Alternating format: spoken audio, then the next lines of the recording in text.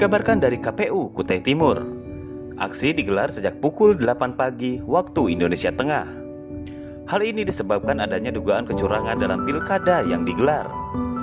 Dalam orasi, para pengunjuk rasa juga meminta keadilan, serta meminta agar KPU Kutai Timur bisa membuka kotak suara dari beberapa desa dan kecamatan yang terindikasi ada kecurangan. Menurut info, bahwa setidaknya sampai saat ini sudah ada 6 temuan yang dilaporkan ke Bawaslu Kutai Timur. Aksi tuntutan pun digelar di Bawaslu pada tanggal 13 Desember 2020 malam. Sempat diwarnai ketegangan ketika massa tidak diizinkan masuk. Kemenangan merupakan sesuatu yang paling diharapkan saat bertanding. Namun, demi meraih kemenangan memerlukan tekad dan kerja keras, bukan dengan mengedepankan kecurangan tentunya. Benarkah ada kecurangan dalam pilkada yang digelar?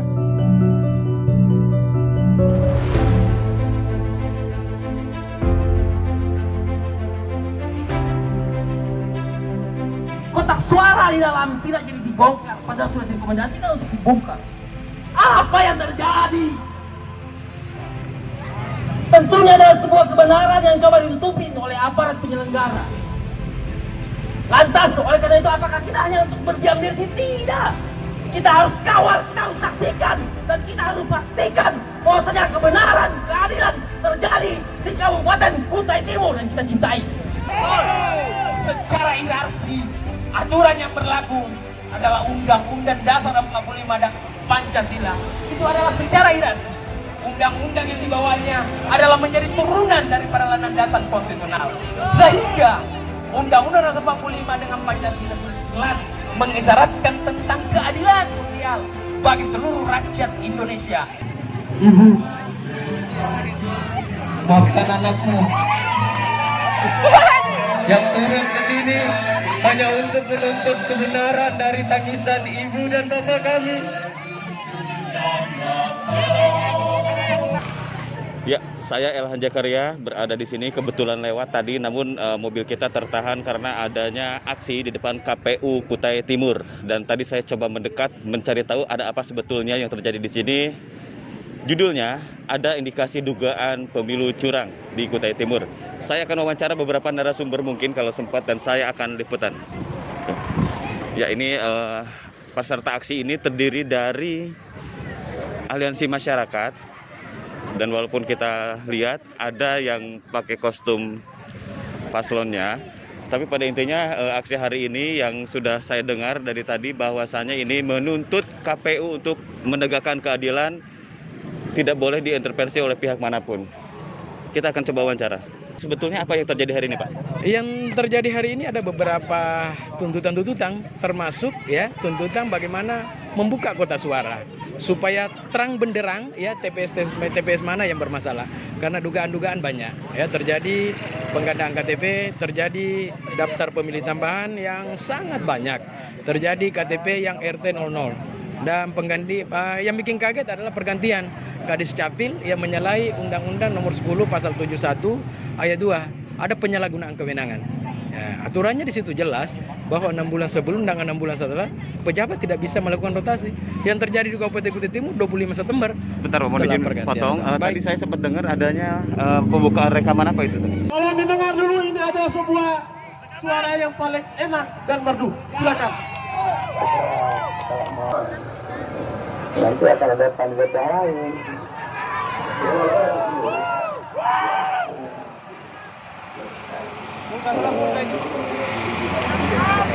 Rekaman apa, Pak, tadi? Rekaman suara ya, bukan rekaman dari tim sukses, bukan rekaman dari masyarakat, tapi rekaman dari salah satu paslon ya. Ada rekaman salah satu paslon berkomunikasi dengan ASN ya. Tentu ada dugaan-dugaan, ada konspirasi yang mengarah kepada money politik. Oke, satu pertanyaan lagi. Ada berapa indikasi di 18 kecamatan ini yang KTP ganda tadi kalau saya nggak salah dengar? KTP ganda ya ribuan. Di Sangatta Utara juga ribuan, di beberapa kecamatan juga ribuan. Kita sudah advokasi dari pasangan Makin sudah mempercayakan kepada advokasi, kepada lawyer, ke pengacara untuk melanjutkan kasus ini ke ranah hukum, karena negara kita ini negara hukum. Terus apa lagi, Pak? Kami mengharapkan KPU ya memberikan keputusan ya dengan tegas ya, tidak memihak kepada paslon tetapi menyuarakan keadilan, menyuarakan kebenaran dalam melahirkan keputusan sehingga Pilkada Kabupaten Kutai Timur tidak tercederai dengan unsur keadilan. Kotak suara sudah dibuka, Bapak Ibu sekalian. Bagaimana informasi?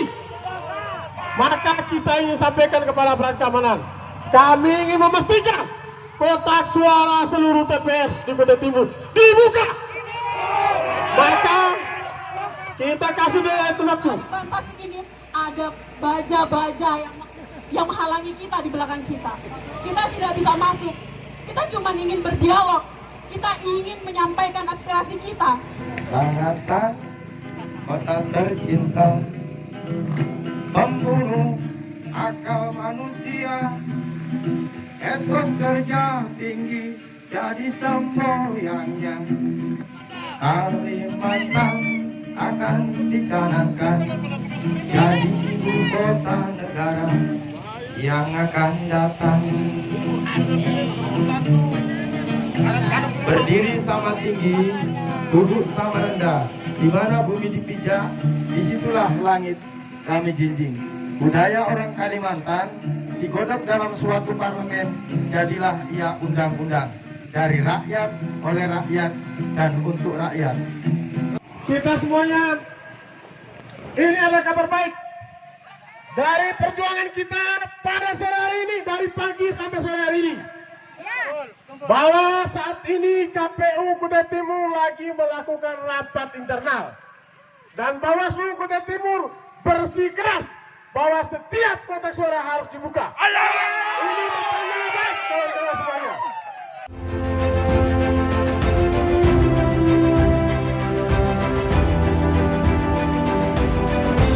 Oleh Ketua KPU, rekomendasi Bawaslu adalah perbaikan, bukan menghitung suara ulang.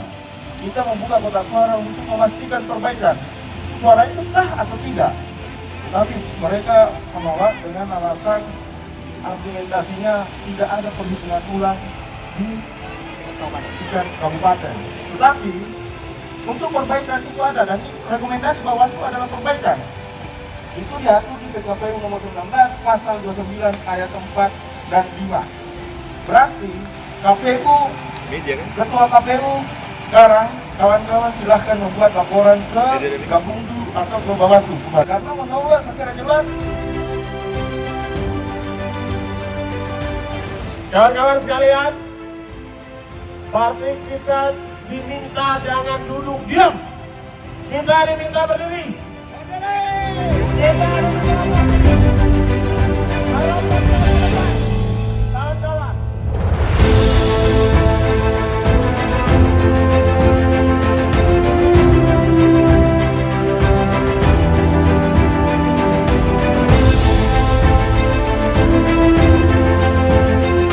Tentu rekomendasi dari Bawaslu untuk membuka TPS sebagai badan penyelenggara yang ditunjuk berdasarkan surat keputusan, ada tupoksi dan tugasnya sebagai badan independen dalam penyelenggaraan pemilu.